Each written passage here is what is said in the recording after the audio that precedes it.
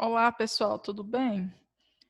Bom, hoje nós vamos conhecer um pouco das questões ambientais da Ásia, do continente asiático. Nós já estudamos um pouco sobre a Ásia a partir do momento em que nós estudamos a Eurásia e também elencamos, né, a diversidade climática, diversidade de vegetação, relevo, né, da própria Ásia. Nós vamos recapitular algum desses conhecimentos, né, mas o que é importante se ressaltar nesse primeiro momento é que no continente asiático nós vamos ter as economias que mais crescem no mundo. Né? Nós vamos ter aí a China, nós vamos ter a Índia, né, que foram países que se industrializaram muito rapidamente, né, e que são países que têm uma imensa população. Então, a partir daí, a partir desse dado que eu estou passando para vocês, né, já se chega à conclusão, né, dos impactos ambientais ocasionados exatamente no continente asiático. Eu vou compartilhar na tela aqui o material de vocês, o livro didático de vocês, onde nós vamos aqui comentar as imagens de abertura desse capítulo.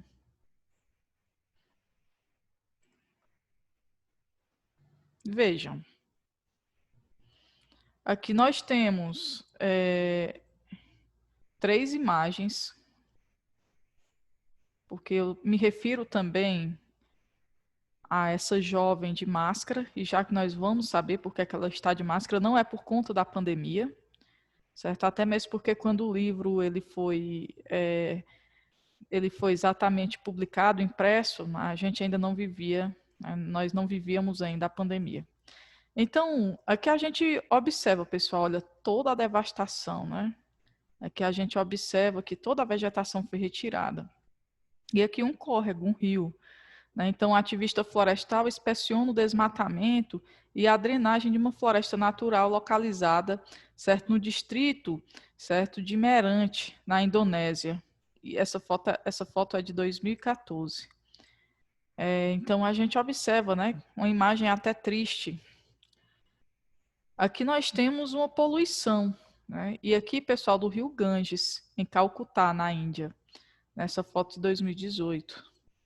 É válido lembrar que a questão do esgotamento sanitário, né, a questão do saneamento básico é muito deficitário nos países emergentes. Né?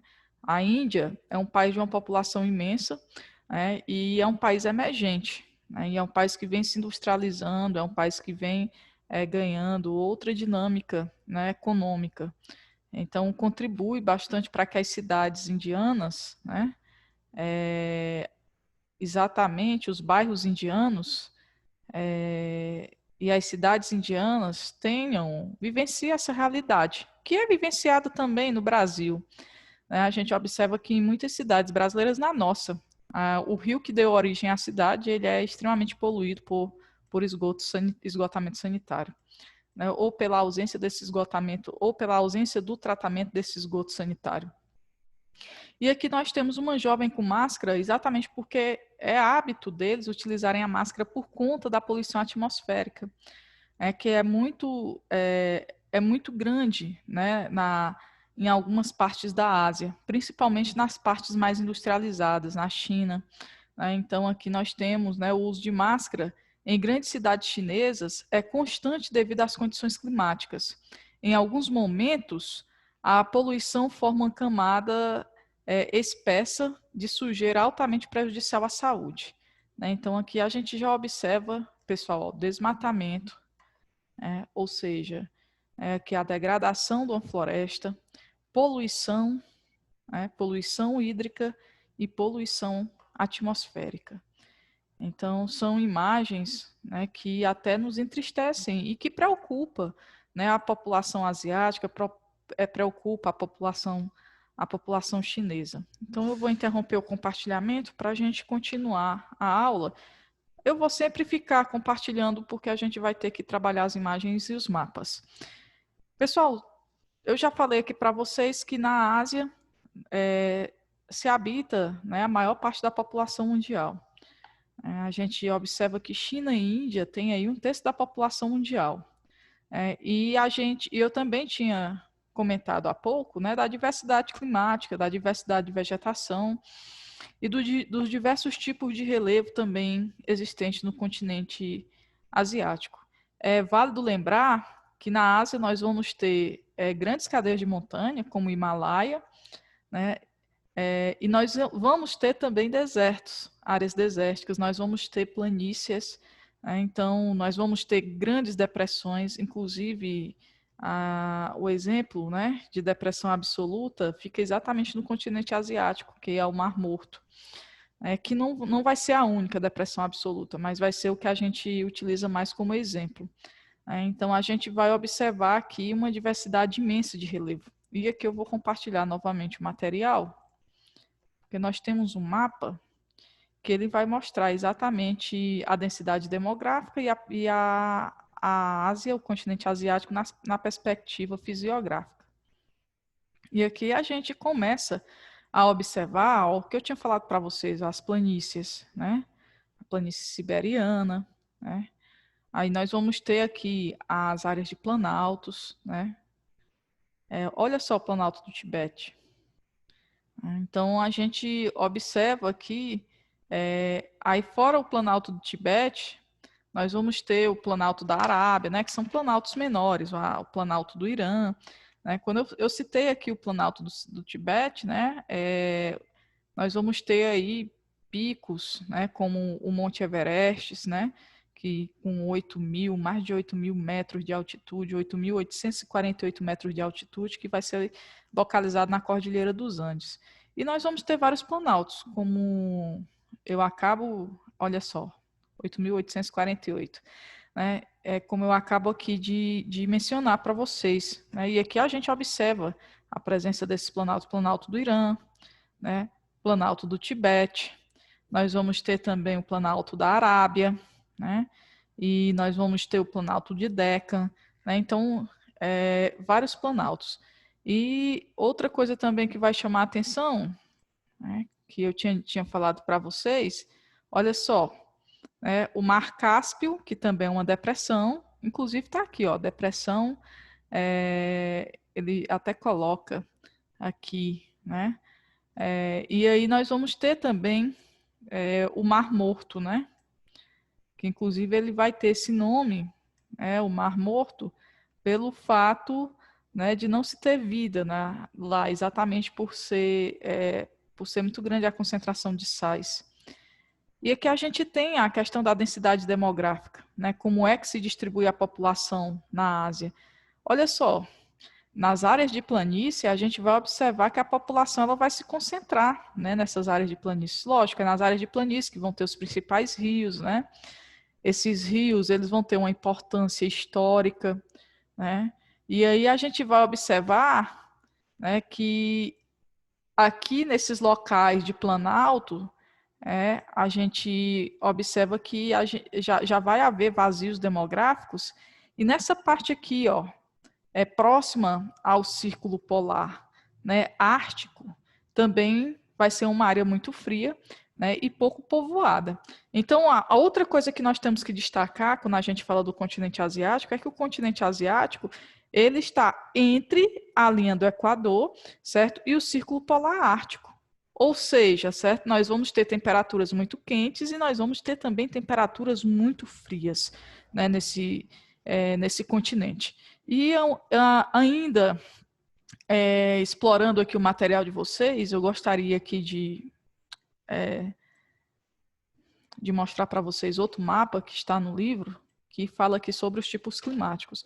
E quando ele vai falar aqui sobre os tipos climáticos, nós vamos observar, né, a existência dos desertos, das áreas de semiaridez, né, que vão ocupar, né, um grande espaço territorial no continente asiático.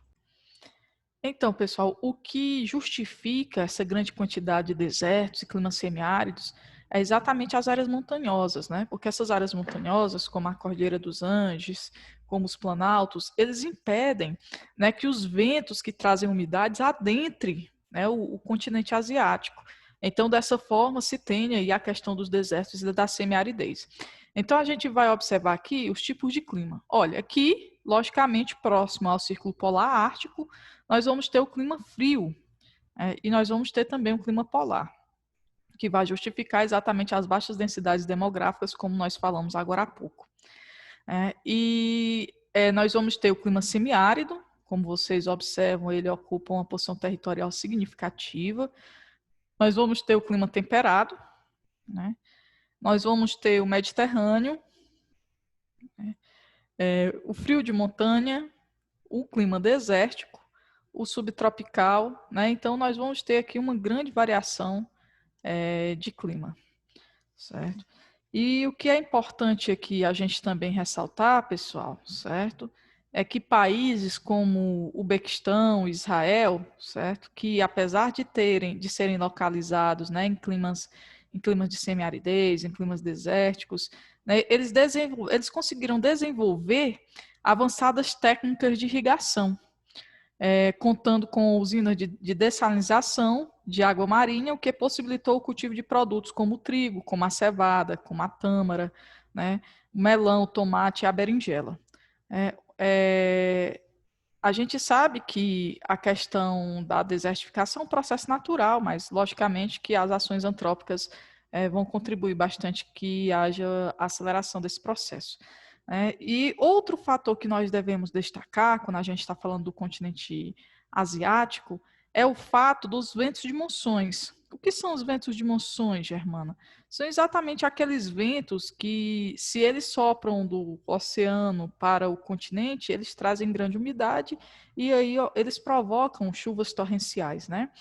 Mas se eles sopram do continente para o oceano, eles vão exatamente provocar período de grande escassez.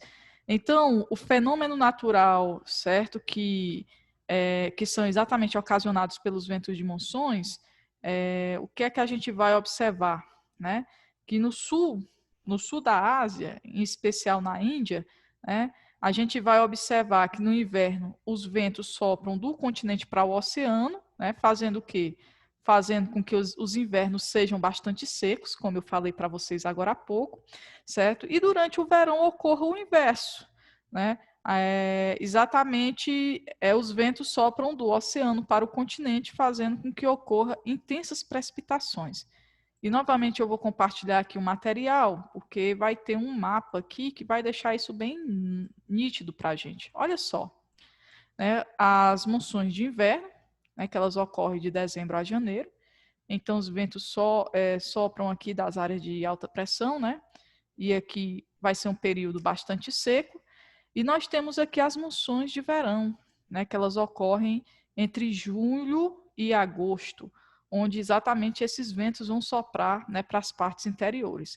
Ah, Germana, mas aqui o Himalaia, é exatamente o que eu falei para vocês agora há pouco, né, ele funciona como uma barreira, né, e exatamente por isso que essas regiões aqui vão ser regiões semiáridas e desérticas.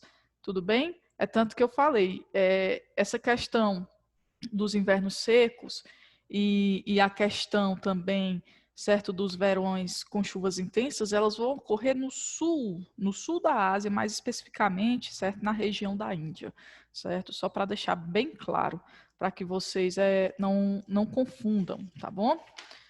E aí, pessoal, a gente vai observar também, aqui, agora eu vou deixar o material na íntegra, certo? Porque nós vamos fazer um passeio pelas paisagens asiáticas. Nós vamos falar agora das formações vegetais. E nas formações vegetais, se existe uma diversidade de clima, o clima ele está intrinsecamente ligado com a vegetação, nós vamos também encontrar uma grande diversidade de vegetação. Então, nós vamos falar de cada uma delas. Na Ásia Central, nós vamos encontrar certos climas desérticos e os climas semiáridos. E a vegetação de clima desérticos e clima semiáridos são exatamente a vegetação de estepes. A gente vai citar que os países desse território, nós podemos citar aí o Quirguistão, nós podemos citar o Tajiquistão, certo? Que eles vão apresentar um clima frio de montanha, né? sendo a exceção dos demais, porque os demais eles vão apresentar um clima desértico e semiárido, como é o caso do Cazaquistão, do Uzbequistão, certo? Do Turcomenistão. E nesse instante nós falamos do Uzbequistão, né? Que juntamente com Israel eles desenvolveram técnicas, né? De dessalinização e eles conseguiram aí impulsionar a agricultura, né? Através da irrigação. E ele traz, inclusive, imagens aqui. Nós temos aqui uma imagem de uma montanha desértica no Cazaquistão, tá bom? Então, aqui, ó, na Ásia Setentrional, a Ásia Setentrional, a primeira característica dela é que nós vamos ter na Ásia Setentrional, né, a parte asiática da Rússia. Então, o clima lá vai ser um clima polar e frio, né? E aí nós vamos ter como vegetação do clima polar e frio exatamente a vegetação de tundra, mas também nós vamos encontrar a taiga, que a taiga também nós podemos chamar ela de floresta de conífera, né? São as vegetações predominantes dessa região. No Oriente Médio, aqui nós temos exatamente a taiga, né, durante o inverno nas montanhas de Atlai, na Rússia. Oriente Médio. No Oriente Médio, nós vamos observar o predomínio do clima desértico e semiárido, né? Embora, né, o Oriente Médio também esteja localizado na região do Mar Mediterrâneo, né? Aí nós podemos citar que da Turquia até Israel, né, é exatamente as faixas do Mar Mediterrâneo, são áreas litorâneas. Então, são áreas litorâneas, né, do mar Mediterrâneo, e vai ter aqui clima mediterrâneo, a vegetação mediterrânea. No entanto, né, os demais países, eles estão localizados nas áreas desérticas e semiáridas, né, e esses países são o Sri Lanka, né, a Síria, o Líbano, a Jordânia, Iraque. Perdão, pessoal, o Sri Lanka não está aqui não, viu? Mil perdões, viu? A gente vai ter Catar, Kuwait, certo? Arábia Saudita, Emirados Árabes Unidos e Omã. Mais uma vez aqui eu peço desculpa por eu ter feito aqui uma confusão. O Sri Lanka ele pertence à Ásia Meridional, viu? Não ao Oriente Médio, ok? E aqui nós temos uma imagem do deserto, né, da Arábia Saudita. Vamos aqui, já que nós falamos do Sri Lanka e da Ásia Meridional, vamos fazer menção a essa região da Ásia. Né? A Ásia Meridional, com exceção do Paquistão, né, o Paquistão vai estar localizado em áreas desérticas e semiáridas, os países são marcados por climas quentes. Né? O clima que vai ser predominante na Ásia Meridional vai ser o equatorial e o tropical. Lá nós vamos encontrar as savanas e nós vamos encontrar, logicamente, as florestas tropicais e equatoriais. Nela nós vamos encontrar, né, os seguintes países: a Índia, o Sri Lanka, né, Bangladesh, Nepal, Butão e Mianmar. Aqui nós temos, né, os elefantes em uma savana, né, aqui na Índia. No Sudeste Asiático nós vamos encontrar aí o clima equatorial, certo? Só que nós também vamos encontrar lá o clima tropical úmido. A vegetação dominante vai ser a floresta tropical, né? E os países dessa região são Tailândia, Laos, né, Vietnã, Camboja, Malásia, Singapura, Indonésia, Brunei e Filipinas. Aqui nós temos o amanhecer, uma floresta montanhosa, né, durante a primavera na Tailândia. No Extremo Oriente, né, vai predominar os climas subtropicais, já está se tornando frio, né, com a maior frequência no sul. O clima temperado também nós encontramos no Extremo Oriente, mais recorrente ao leste do Extremo Oriente, né, com exceção de algumas, e vamos encontrar também desertos e montanhas. Né, nós vamos encontrar o deserto de Gobi, né, e a cordilheira do Himalaia. A vegetação predominante será a floresta temperada, e os países que constituem essa região é a China, Japão, Mongólia, Coreia do Norte e Coreia do Sul. E aqui nós temos uma belíssima paisagem. Né? Todas são belíssimas, independente de serem paisagens, né, que tragam desertos ou florestas. Aí nós temos uma floresta, né, exatamente na China, e com grandes pilares esculpidos pela natureza, né, no solo. Então, pessoal,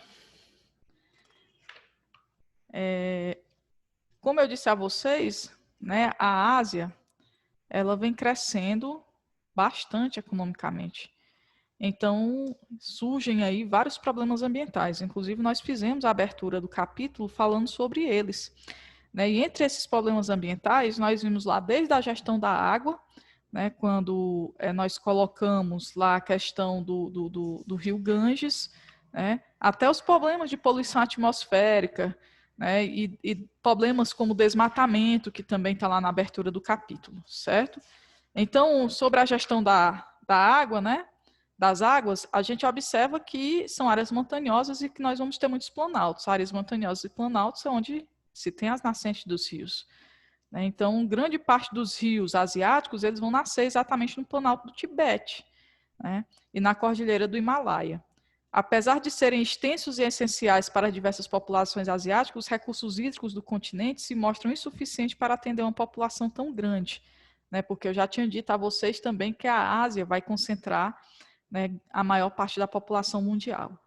E aí a gente vai ver que a situação ela vai se tornar agravada pelo modelo de consumo não responsável, em que os recursos muitas vezes são desperdiçados e contaminados pela falta de infraestrutura, como a ausência de saneamento básico, né, que eu tinha colocado para vocês. Além disso, alguns mares e lagos também sofrem com as ações humanas. Aí aqui ele vai citar a situação do Mar de Aral, né, que perdeu suas águas, sua água e a sua biodiversidade.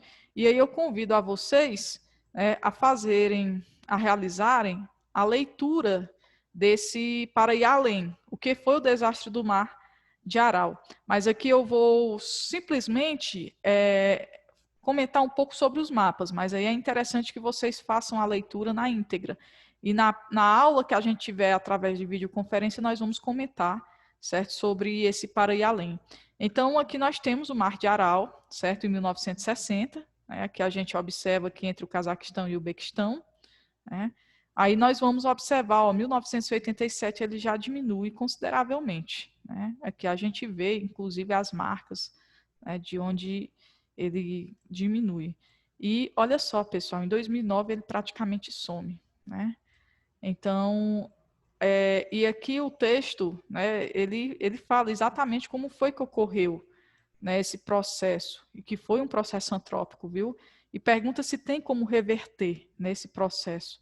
Então, na próxima aula, né, através das videoconferências, a gente vai comentar sobre essa questão, né, do desastre do Mar de Aral. E aí a gente observa também a questão do desmatamento, né, o desmatamento que acaba sendo muito preocupante, porque a gente vai observar que 45% das espécies de habitats da Ásia-Pacífico irão desaparecer até 2050 se continuarem, certo? É exatamente com esse nível aqui, certo? Com essa intensificação da extração de madeira. A extração de madeira é uma das principais causas do desmatamento, que é exatamente utilizado pela indústria de móveis, né? Só para vocês terem ideia também, um outro dado, né, que peixes para o consumo humano poderão acabar na região até 2048, né, se forem mantidas as práticas atuais de pesca. Na Ásia Central, só para vocês terem ideia, 23% dos solos estão afetados pela erosão. 26,6% das espécies de peixes tiveram suas populações reduzidas pela pesca insustentável. Então, pessoal, tem aí que se mudar a configuração, certo, de desenvolvimento, né, econômico adotado pela Ásia. Eles vão ter que abraçar a questão do desenvolvimento sustentável para poder preservar, né, os seus recursos naturais. Sobre a poluição atmosférica, nós havíamos falado agora há pouco, certo? Mas nós vamos aprofundar um pouco. E aí eu vou interromper, mas antes de interromper o compartilhamento, eu gostaria só de mostrar essa imagem a vocês. Olha só, pessoal. Chocante, né? Aqui nós temos o Centro Financeiro de Xangai, né? Cercado pela poluição atmosférica. Lembre lá da jovem de máscara, né? Não por conta da pandemia, e sim por conta, né, dessa poluição tão intensa.